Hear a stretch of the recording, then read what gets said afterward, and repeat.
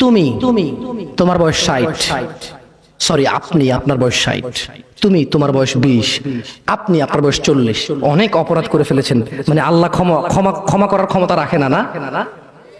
তো তাহলে আপনি ক্ষমা চান না কেন? কেন কেন বলেন বলেন। শুনুন শুনুন, আপনাকে বলি, আল্লাহ বলেন লা তাকনাতু মির রাহমাতিল্লাহ।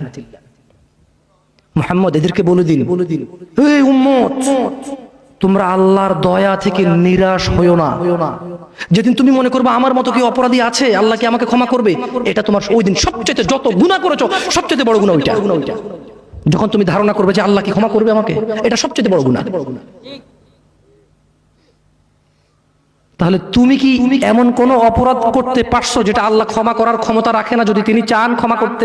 এরকম কি তুমি মানো? এটা তুমি এটা মানো?